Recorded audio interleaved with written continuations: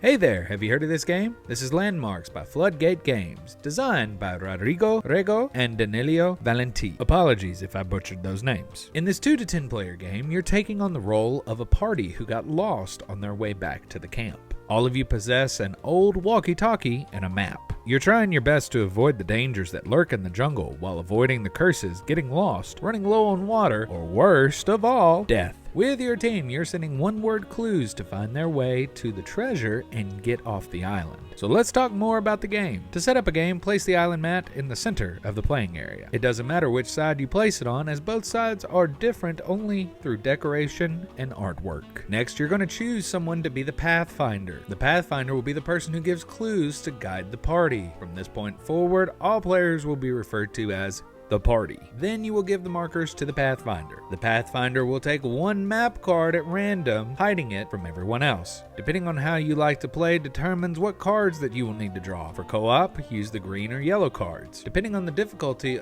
that the table would like to play as, green is the beginner level and yellow is the standard level game. The red map cards are used for competitive mode within the game. The Pathfinder will find 3 starting words on the map card at the bottom, and then they will write each one on a separate tile. Place these tiles in the corresponding locations on the island as it is on the map card face up. These 3 words are the first set of landmarks that you'll use to guide your party to victory. Place the tracker board near the party with the co-op side face up. Finally, place 7 blank tiles on the tracker board and keep the rest of the tiles off to the side. After all of this is completed, then you are ready to play. And here is how you play the game.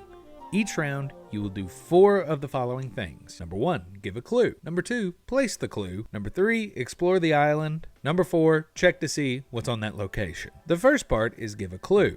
The Pathfinder will provide a one-word clue and write it on the tile taken from the tracker board, as they are attempting to guide the party to an unexplored space on the island. The clue should relate to or thematically connect to the landmarks on the board and direct the party to the space the Pathfinder wants them to explore. Now here are some of the rules for the Pathfinder when it comes to giving clues. One-word clues are permitted. Words like babysitter, Pathfinder, and a plethora of others, but 2 words are not permitted for the Pathfinder to use, such as heavy metal and many others. You can write the clue, you can even say the clue if you're the Pathfinder, but no additional or extra context, like if you watched Fight Club, you'll understand this reference. That's not allowed. The Pathfinder cannot use any word that are related to the words that are already written down on the island spaces. For example, let's say the word is knowledge. Let's say that's been written and placed on the island. The Pathfinder can't use the words unknown,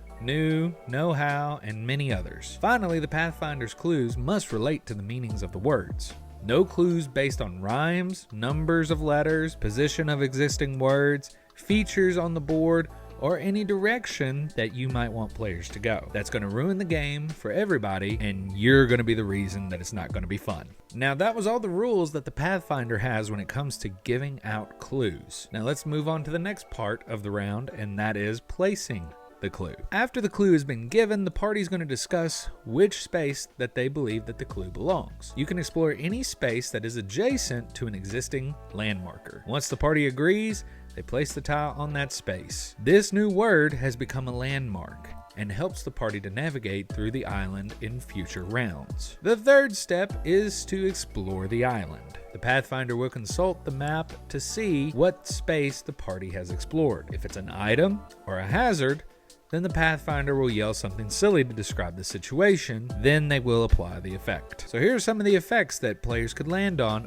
those spots. Players in the party could find treasure, curses, amulets, traps, and water. If treasure is found, mark 1 treasure on the tracker board. There are 4 possible findings in a standard level game. The goal is to obviously try to find as much as possible before you leave the island. Now let's talk about curses. If the party finds their first curse, then they must find an amulet amulet before leaving the island to properly win. If you can't find the amulet, or you find your second curse, then you automatically lose the game. But what if players find the amulet? Well, then they're going to mark the amulet section on the tracker board. As previously stated, this cures the curse. It'll cure the first curse whether you find it before or after you've been cursed. Now, what happens if you run into a trap? Well, this space causes you to lose one tile from your tracker and permanently reduces your water refill limit. And speaking of water, let's talk about what happens when you find water on the board. You're going to refill the tiles on your tracker board, so you're going to be able to have more hints and more opportunities to be able to find the exit. You can have tiles on the tracker board up to the number of water limit spaces that are not X'd out due to traps.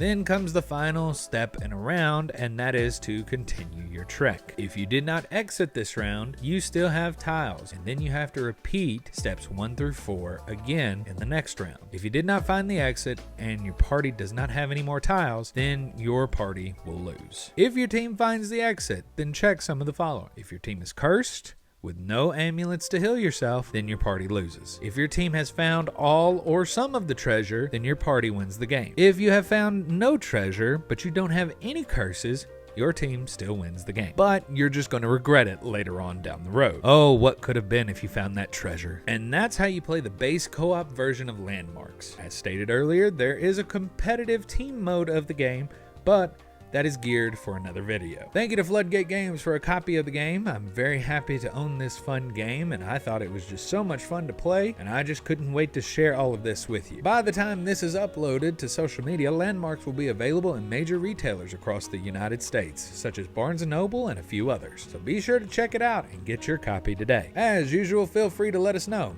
What'd you think of this game? Have you heard this game before? Have you played this game before? Let me know. I'm interested and just want to know. Thank you for watching, and while you're at it, if you don't mind, giving me a subscribe to the channel. If you enjoyed this content, as well, feel free to join my Patreon or Ko-Fi so you can have early access to my content. I'm Drew, this is Welcome to Boredom, and I'll be sure to see you in the next video.